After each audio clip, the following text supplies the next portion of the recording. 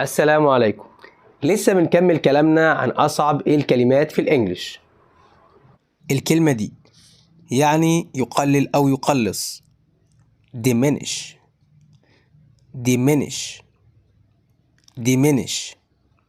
الكلمة دي يعني يعوض. compensate compensate compensate. الكلمة دي يشرع أو يسن قانون. legislate legislate legislate. الكلمة دي يتحقق من صحة شيء أو يجعله شرعيا. validate validate validate. الكلمة دي معناها يجبر أو يقيد. constrain constrain constrain. الكلمة دي يعني يتقدم أو يسبق. precede precede precede precede. الكلمة دي معناها يدمج.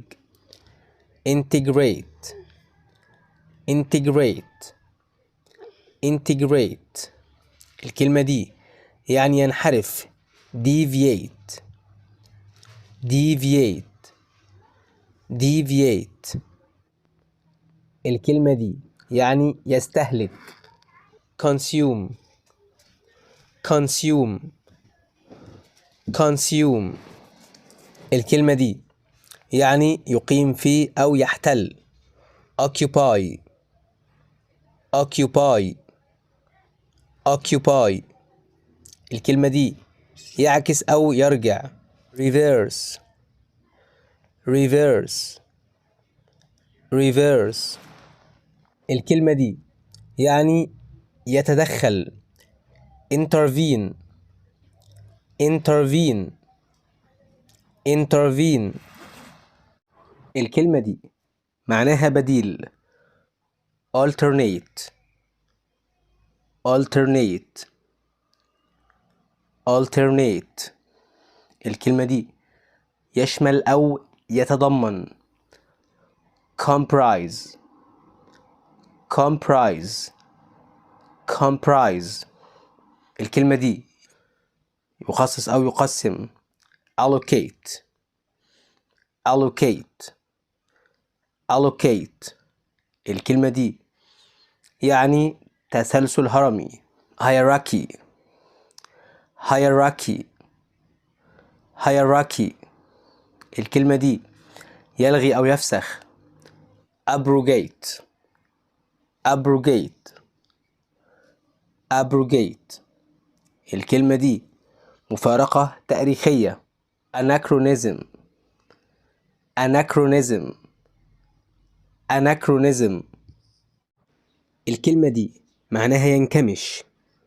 contract contract contract. الكلمة دي معناها يتابع. pursue pursue pursue. الكلمة دي معناها يدعي. assume assume assume assume. الكلمة دي معناها يوافق. consent consent consent. الكلمة دي معناها يتظاهر أو يشرح. demonstrate demonstrate demonstrate. الكلمة دي يفسر أو يوضح. illustrate illustrate illustrate illustrate.